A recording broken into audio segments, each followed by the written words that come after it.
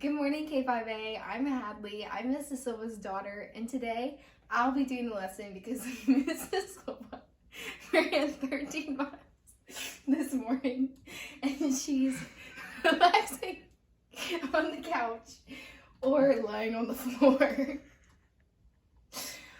Okay, so today we have a story about the Bible, and it's called The Wallpaper That Talked. Far away in Japan lived little Koto-san and her grandmother. As they sat sipping their tea one chilly day, grandmother said thoughtfully, "My, but I wish I had enough money to buy some wallpaper."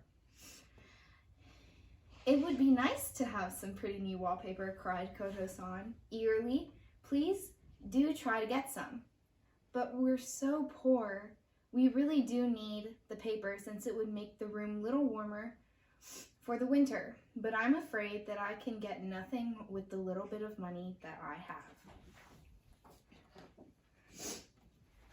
The next morning, grandmother proudly watched Koto-san as she skipped to the mission school.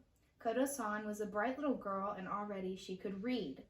Grandmother had wondered if she was doing the right thing when she first allowed Koto-san to go to the school of the foreign devils. But Koto-san must have an education, and this was the cheapest way. To soothe her conscience, grandmother had forbidden Koto-san to ever bring home the foreign devil's terrible book, the Bible.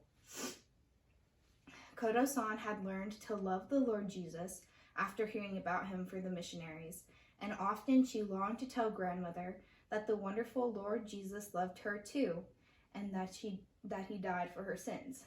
But because she feared that grandmother might not allow her to go to the mission school, she kept her secret in her heart and prayed for grandmother.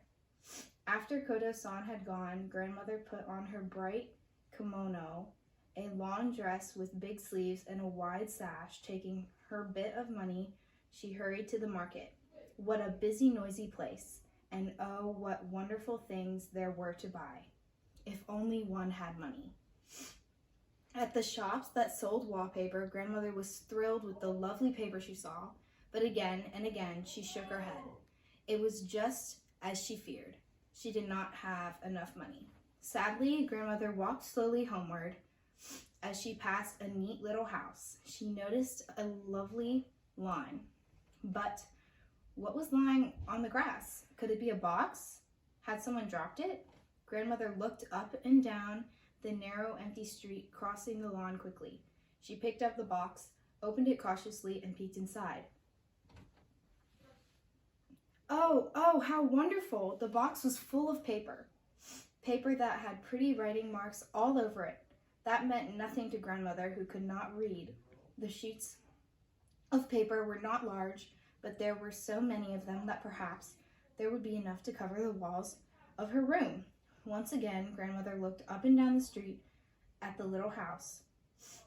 No one seemed to be watching. Surely the box must have been thrown away.